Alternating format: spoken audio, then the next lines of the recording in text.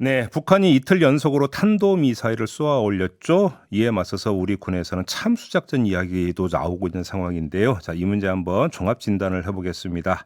김종대 연세대 통일연구원 개공교수 전화로 만나보겠습니다. 나와 계시죠? 안녕하십니까?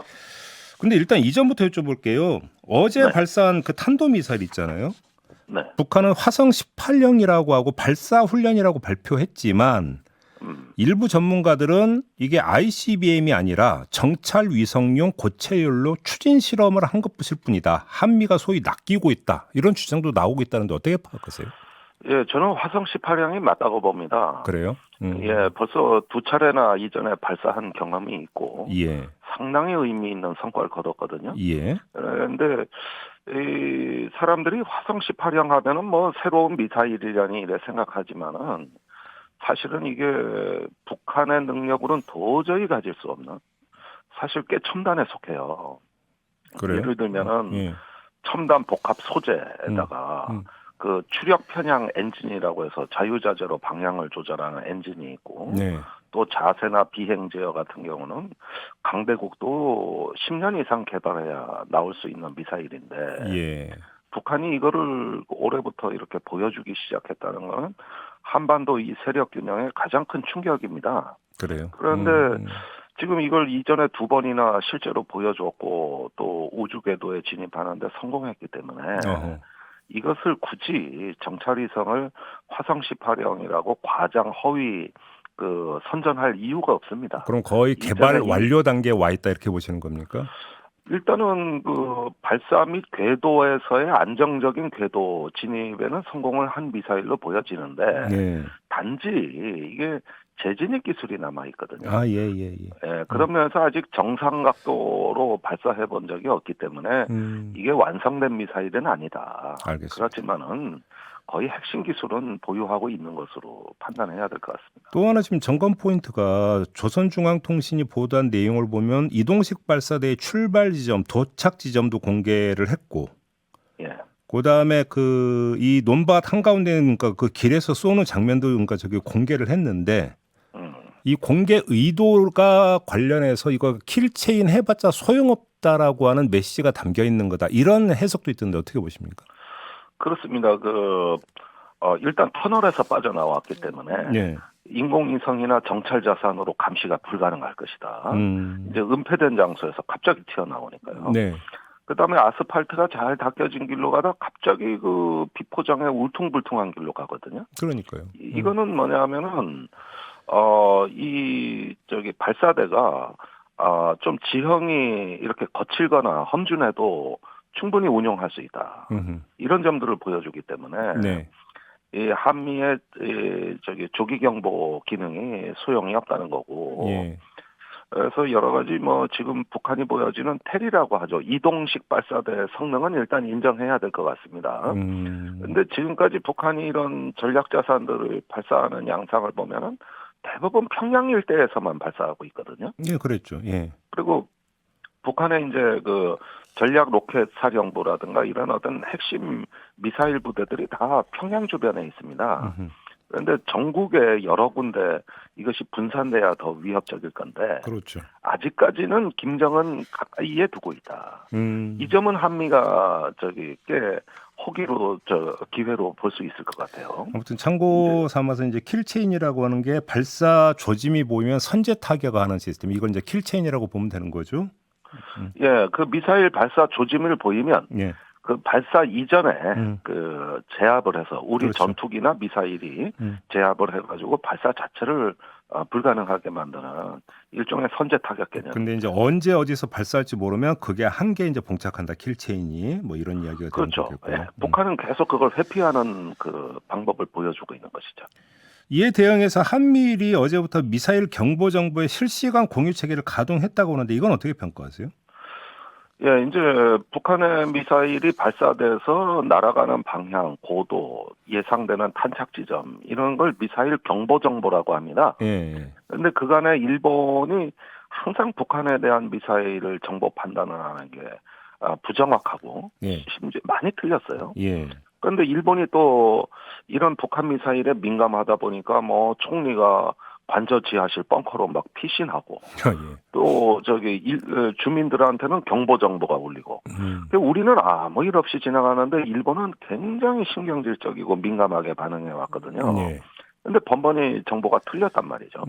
그래서 일본이 수평선 넘어 존재하기 때문에 북한 미사일이 고도가 상승해서 뒤늦게 파악하다 보니 이런 일이 벌어지는 겁니다. 네. 근데 우리가 정보를 제공하게 되면은 엄청난 이익을 얻게 되는 것이죠. 네. 정확한 정보를 빠르게 파악할 수 있는 거니까 이거는 일본으로서는 엄청난 이익이 되는 것이죠. 예. 그런데 이거는 우리가 거의 일방향으로 일본에 정보를 주는 것이지 뭔 정보를 주고받고 하는 정보 공유냐 하는 용어에는 저는 좀 의문이 있어요. 우리한테 도움되는 건 없다? 이미 뭐 일본 쪽으로 날아가는 미사일은 우리가 훨씬 더 정확하게 파악하고 네. 우리의 안보에 결정적이지도 않은 정보들을 일본은 이제 뒤늦게 파악한단 말이죠. 예. 그렇게 되기 때문에 이것은 정보 공조 체제라기보다는 일방적인 정보 제공이고 예. 이건 군사 원조에 가깝다. 군사 원조요? 예, 군사 원조죠. 무상으로 주는 군사 원조죠. 그래서 그 또 흐름도 보면은 우리가 주한미군한테 그 탄도탄 조기 경보를 제공하고 네. 그러면은 주한미군이 인도 태평양 사령부에 이것이 연동돼 있어서 네.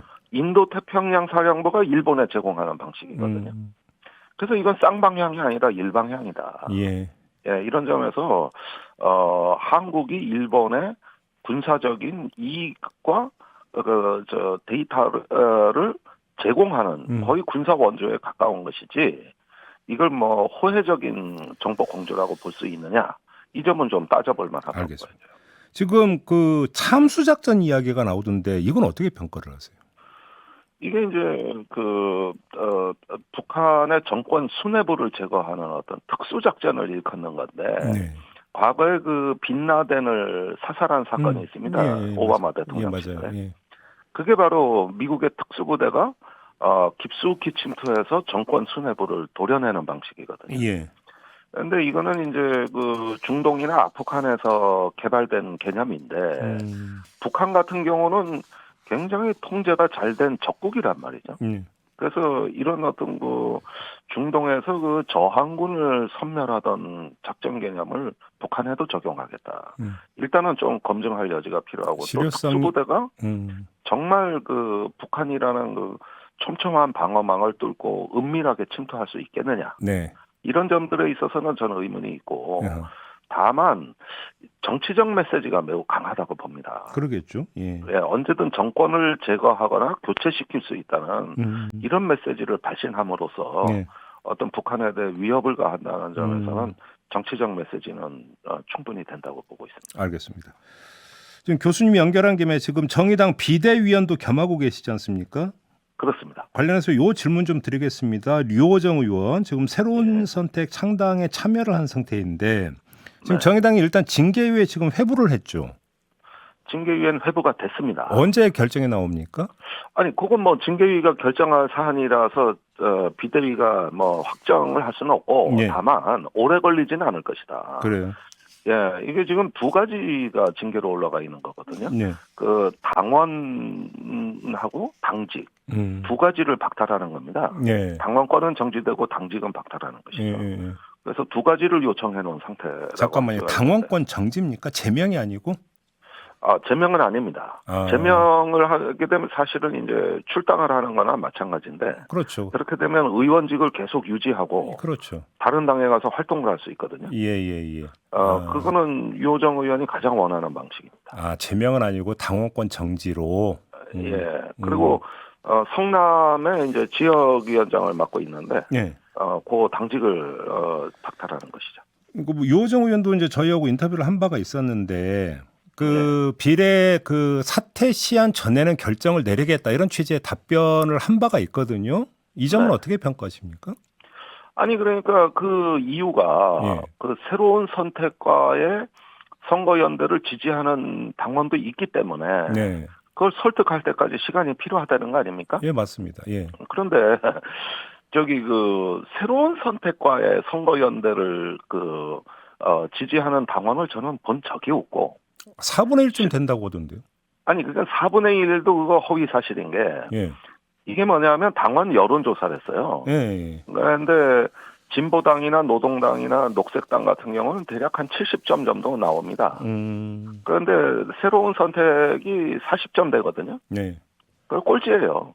그런데 이 40점 정도 되는 것도 0점이 없이 그냥 기본값으로 20점 이상을 먹고 들어가는 여론조사이기 때문에 거의 바닥이라고 봐야 되거든요. 4분의 1은 부풀려진 거다. 예. 부풀려진 거지. 그런 게 있다면은 뭐 지금 당에서 그런 목소리들이 의견 그룹에서 나와야 되는데 알겠습니다. 들어본 적이 없는 얘기를 하고 있단 아무튼 제명은 유호정 의원이 바라는 바니까 그건 아니다. 이 말씀이시네요. 정리하면. 예. 네, 알겠습니다. 자, 오늘 말씀은 여기까지 들어야 될 것 같네요. 고맙습니다.